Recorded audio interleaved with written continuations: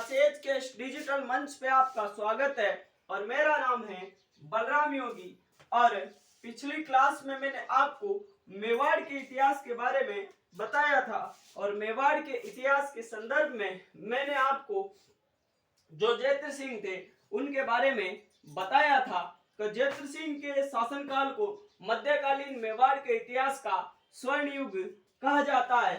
और आज अपन उसी श्रृंखला में आगे बढ़ते हुए जैत्र सिंह के पश्चात अगले जो शासक बने थे समर सिंह और समर सिंह के पश्चात जो अगले शासक बने थे रावल रतन सिंह, उन शासकों के बारे में चर्चा करने वाले हैं। तो आप लोग ज्यादा से ज्यादा इस चैनल को सब्सक्राइब करें और अपने दोस्तों के साथ में शेयर करें। तो आज अपन पढ़ने वाले पहले जैत्र सिंह के बारे में कुछ बातें हैं तो उनकी अपन चर्चा करेंगे। जैत्र सिंह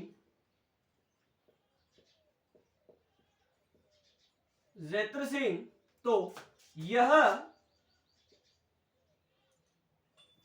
मेवाड़ का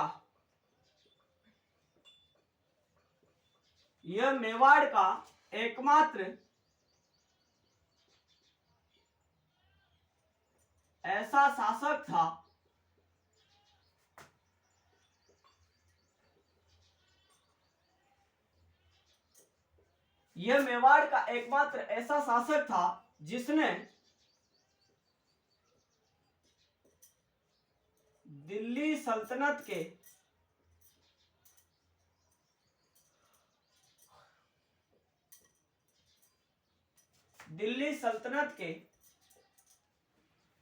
छह मुस्लिम सुल्तानों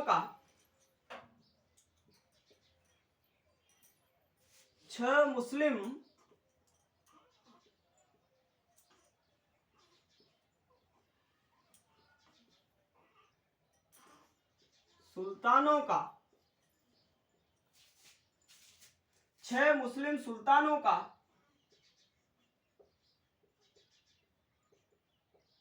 शासन देखा था। अर्थात जैत्र सिंह यह मेवाड़ के इतिहास का एकमात्र ऐसा शासक माना जाता है जिसने दिल्ली सल्तनत के 6 मुस्लिम सुल्तानों का शासन देखा था। और मैंने आपको ये बताया भी था कि बूतेला के युद्ध में दिल्ली सल्तनत के शासक इल्तुतमिश को डिफीट कर दिया जाता है, लेकिन इल्तुतमिश के द्वारा राजधानी नागदा को नष्ट कर दिया जाता है। फिर जैत्र सिंह के द्वारा अपनी नवीन राजधानी किसको स्थापित किया जाता है? चित्तौड़ को स्थापित किया जाता है। और इन सब बातों की जानकारी अपन को जयसिंह सूरी के एक ग्रंथ आता है हमीर मद मर्दन, उससे अपन को ये जानकारी मिलती है। तो जैत्र सिंह के पश्चात अगले जो मेवाड़ के शासक बने थे उनका नाम था समर सिंह। अगले जो मेवाड़ के शासक थे उनका नाम था समर सिंह। तो बात करें अपन समर सिंह के समय की, एक घटना आती है जो 1299 की है। 1299 ईस्वी की घटना। 1299 में ऐसा क्या हुआ समर सिंह और दिल्ली सल्तनत के बीच में, तो मैं आपको बात बताऊं। तो बात करें अपन इस मेवाड़ के शासक की, तो मेवाड़ के शासक का नाम क्या था? मेवाड़ शासक। तो मेवाड़ के शासक का नाम आप बताओगे क्या? समर सिंह।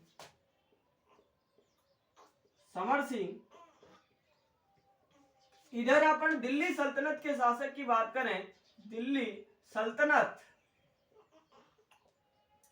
और दिल्ली सल्तनत के जो शासक थे उन शासक का नाम था अलाउद्दीन खिलजी।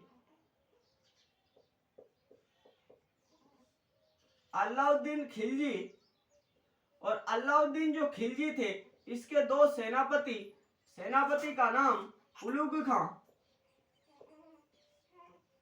और दूसरे का नाम क्या था? नुसरत खां।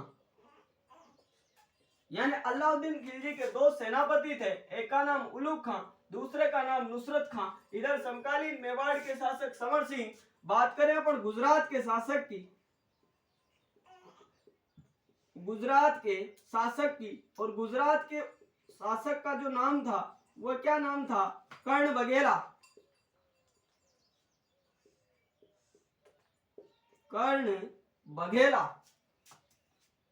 और इस समर सिंह के अगर बात करें अपन सेनापति की, तो इस सेनापति का नाम था निम्बा। क्या नाम था? निम्बा। निम्बा। तो ये अलाउद्दीन खिलजी गुजरात और राजस्थान दोनों पर अधिकार करना चाहता था, लेकिन ये गुजरात पर पहले अधिकार करना चाहता था। कारण क्या था? क्योंकि गुजरात समुद्र तट के समीप स्थित है, वहां पे पोत और बंदरगाह सबसे ज्यादा है। तो अलाउद्दीन खिलजी की ये योजना थी कि अगर अपन गुजरात पर अधिकार कर लेते हैं तो अपन विदेशों के साथ में व्यापार भी कर सकते हैं। इस वजह से अलाउद्दीन खिलजी के द्वारा अपने दो विश्वसनीय सेनापति उलुग खां और नुसरत खां को गुजरात पर आक्रमण करने के लिए भेजा जाता है। तो ये दोनों हो जाते हैं यहाँ से रवाना, और जब इनकी सेना यहाँ मेवाड़ वाले क्षेत्र से होकर जा रही थी, अर्थात आप ये भी याद रखोगे कि गुजरात पर जब आक्रमण करने के लिए सेना जा रही थी या सेना को जाना था, तो वह मात्र राजस्थान के दक्षिणी हिस्से से होकर ही जा सकती थी, क्योंकि वहां उस हिस्से से गुजरात जाना थोड़ा सीधा रास्ता पड़ता है। तो इस वजह से अलाउद्दीन खिलजी भारत का शासक था, वो अपने आप को द्वितीय सिकंदर कहता था। तो उसको किस बात का डर था? तो इस वजह से इसने अपनी जो सेना थी यह मेवाड़ वाले क्षेत्र से होकर भेजी, और जब सेना यहाँ पर पहुंची, यहाँ पर जब इस अलाउद्दीन खिलजी की सेना पहुंची, तो इस निम्बा को इस सेना के बारे में क्या हो गई? जानकारी। क्या हो गई? जानकारी। और इस निम्बा के द्वारा यह समाचार किसको पहुंचाया गया? समर सिंह को। तो जब समर सिंह ने यह सुना, तो समर सिंह यहां से आया और इस सेना से इसने क्या ले लिया? टैक्स। अर्थात गुजरात पर अलाउद्दीन खिलजी की सेना जो आक्रमण करने के लिए जा रही थी, तो उस सेना से या अलाउद्दीन खिलजी के द्वारा इस मेवाड़ के शासक समर सिंह के द्वारा टैक्स ले लिया गया, और फिर सेना आगे गई। अब सेना यहां से आगे गई और गुजरात के कर्ण बघेला को बुरी तरह इन्होंने डिफीट किया और इस गुजरात को लूटा, और यहाँ की जो सोमनाथ मंदिर की जो अदा धन संपदा थी, तो उस अदा धन संपदा को भी इस एके के द्वारा अलाउद्दीन खिलजी के द्वारा लूट लिया गया था। फिर मैं आपको एक छोटी सी बात बताऊं, तो इधर एक छोटी सी रियासत थी जिसका नाम था जालोर, और जालोर के जो शासक थे उनका नाम था कानड़देव या कानड़देव सोनगरा। तो फिर उसके बाद में ये जब गुजरात पर आक्रमण करके गुजरात को लूट लेते हैं, अब ये वापस तो आएंगे ना सेना लेकर, तो इस उलुग खां और नुसरत खां या अलाउद्दीन खिलजी के द्वारा ये सोचा गया कि अगर अपन वापस मेवाड़ वाले क्षेत्र से गए, तो ये जो शेर बैठा हुआ है समर सिंह, ये अपनी जो धन संपदा है इसको लूट लेगा। तो इन दोनों ने क्या सोचा, या इस अलाउद्दीन खिलजी और इसके सेनापतियों ने क्या सोचा कि अपन अब या इस बार मेवाड़ वाले क्षेत्र से न होकर कहां से होकर जाएंगे? गुजरात जालोर वाले क्षेत्र से होकर जाएंगे। तो फिर ये सेना गुजरात पर आक्रमण करके कहां से? जालोर वाले क्षेत्र से होकर वापस कहां पे आ रही थी? दिल्ली आ रही थी। तो रास्ते में जो जालोर के शासक थे कानड़देव चौहान, इस कानड़देव चौहान के द्वारा भी इस सेना को क्या कर लिया गया? लूट लिया गया था। तो लूट लिया गया था। तो अब आपको ये दो बातें समझने में आ जाएगी कि मेवाड़ पर अलाउद्दीन खिलजी के आक्रमण का एक कारण क्या माना जाएगा, क्योंकि अलाउद्दीन खिलजी की सेना जब मेवाड़ वाले क्षेत्र से गुजरात पर आक्रमण करने के लिए लौट रही थी, तो समर सिंह के द्वारा उस सेना से टैक्स लिया गया था।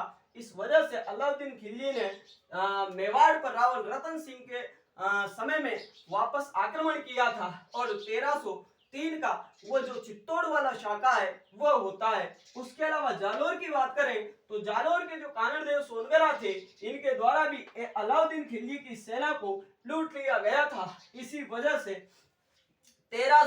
8 में पहले अलाउद्दीन खिलजी सिवाड़ा पर आक्रमण करता है और शीतल देव के नेतृत्व में वहां पे केसरिया किया जाता है। और उसके बाद में 1311 में यह अलाउद्दीन खिलजी जालौर पर भी आक्रमण करता है और उस आक्रमण में कानड़देव सोनगरा को केसरिया करना पड़ता है। और सिवाड़ा में भी शाका होता है और जालौर में भी शाका होता है। तो ये छोटी सी घटना थी जिसके बारे में मैंने आपको बताया है। अब अपन अगले जो मेवाड़ के शासक बनते हैं उनके बारे में चर्चा करने वाले हैं और उनका नाम है रावल रतन सिंह। तो आप लोग इसको नोट आउट कर सकते हो। तो अब अपन आगे की चर्चा करने वाले हैं। तो अगले जो शासक बनते हैं मेवाड़ के उनका नाम है रावल रतन सिंह।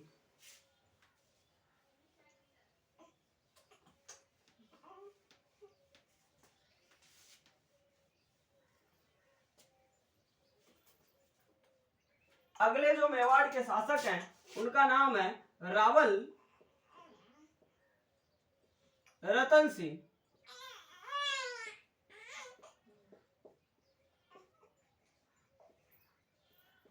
अगले जो मेवाड़ के शासक हैं उनका नाम है रावल रतन सिंह। तो यह रावल शाखा का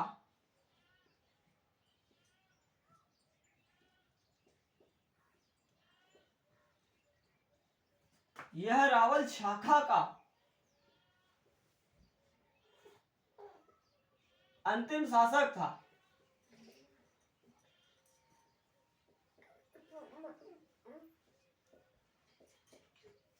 यह रावल शाखा का अंतिम शासक था।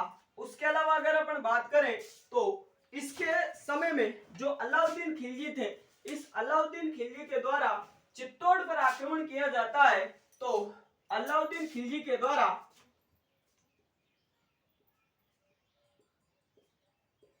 इसके समय में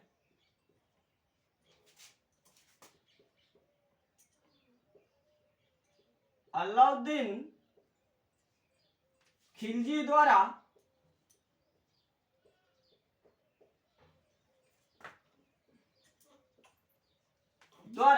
चित्तौड़ पर आक्रमण किया जाता है।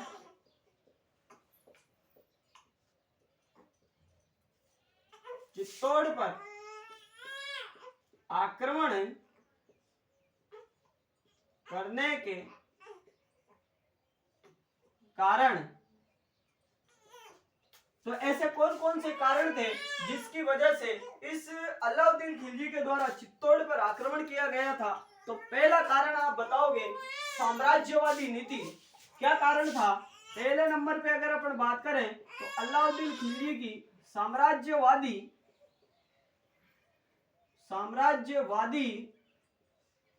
नीति। तो ये साम्राज्यवादी नीति क्या थी? अलाउद्दीन खिलजी एकमात्र ऐसा शासक था दिल्ली सल्तनत का जिसने दक्षिण भारत पर भी अधिकार अपना स्थापित कर लिया था। और उसका पुत्र खिज्र खां तो क्या कहता था कि मेरे पिताजी संसार के रक्षक है। ऐसा उसने चित्तौड़ में एक दरगाह बनवाई है। उस दरगाह पर एक अभिलेख लिखवाया है। तो उस अभिलेख पर उसने ये लिखवाया है कि मेरे पिताजी संसार के रक्षक है, मेरे पिताजी ईश्वर का रूप है और मेरे पिताजी भारत के दूसरे सिकंदर है। ऐसा किसने लिखवाया था? तो इसी के पुत्र जो खिज्र खां आते हैं उसके द्वारा ये लिखवाया गया था। तो ये अलाउद्दीन खिलजी साम्राज्यवादी नीति का शासक था, अर्थात अपने साम्राज्य का ज्यादा से ज्यादा विस्तार करना चाहता था और वह संपूर्ण भारत का शासक भी बनना चाहता था। तो इस वजह से इसके द्वारा इस मेवाड़ वाले क्षेत्र पर आक्रमण किया गया। उसके अलावा बात करें अपन चित्तौड़ का सामरिक व आर्थिक महत्व।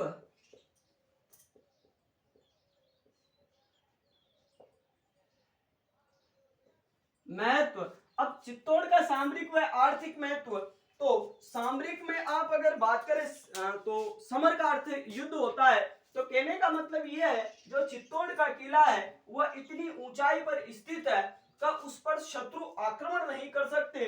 उसके अलावा अगर शत्रु उस पर आक्रमण भी करता है तो शत्रु उस किले के अंदर जो चित्तौड़ की जनता है वह इतने लंबे समय तक सुरक्षित रह सकती है कि दुश्मन थक हार कर दुश्मन को वापस चला जाना पड़ता है। अर्थात ये कहने का मतलब एक सुरक्षित किला है, इसके अंदर खाने पीने और सारी व्यवस्था अच्छी सी है। इसी वजह से चित्तौड़ का सामरिक महत्व था।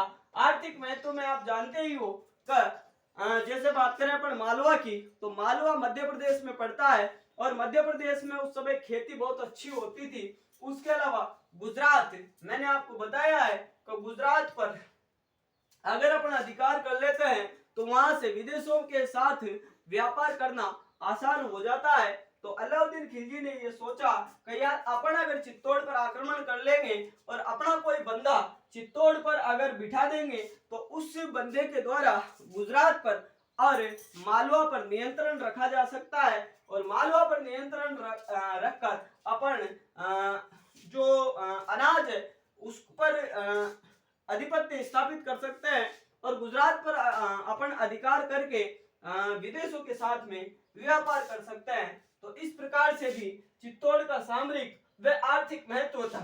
उसके अलावा तीसरे नंबर पर अगर अपन बात करें तो समर सिंह द्वारा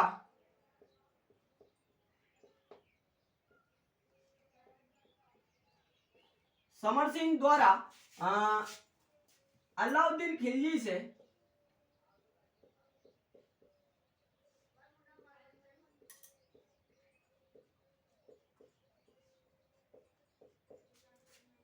टैक्स लिया जाना और तीसरा क्या बता रहा हूं मैं आपको, समर सिंह द्वारा अलाउद्दीन खिलजी की सेना से टैक्स लिया जाना। और अगर अपन चौथे की बात करें पद्मावत ग्रंथ के आधार पर, तो पद्मावत के आधार पर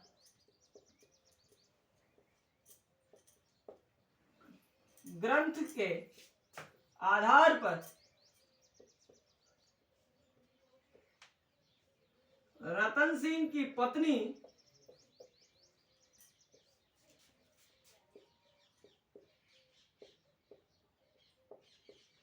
पद्मिनी को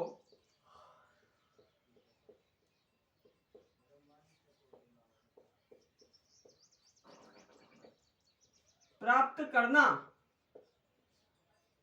तो ये कुछ कारण थे। रावल रतन सिंह, रावल शाखा के अंतिम शासक, इसके समय में अलाउद्दीन खिलजी के द्वारा चित्तौड़ पर आक्रमण किया गया और आक्रमण करने के क्या कारण थे, तो अलाउद्दीन खिलजी की साम्राज्यवादी नीति, चित्तौड़ का सामरिक व आर्थिक महत्व और समर सिंह के द्वारा अलाउद्दीन खिलजी की सेना से टैक्स लिया गया और पद्मावत ग्रंथ के आधार पर यह माना जाता है तो अलाउद्दीन खिलजी इस प्राणी पद्मिनी को प्राप्त करना चाहता था। तो इन कारणों से उसके द्वारा इस चित्तौड़ वाले क्षेत्र पर आक्रमण किया गया। तो कितना भयंकर आक्रमण किया जाता है और कितने लंबे समय तक वो घेराबंदी की जाती है, तो उन सब बातों की अपन चर्चा करेंगे, लेकिन वो चर्चा करेंगे अपन अगली क्लास में। तो आप इसको नोट आउट कर सकते हो। तो आज की क्लास और अभी के लिए इतना ही। धन्यवाद। आपका दिन शुभ हो।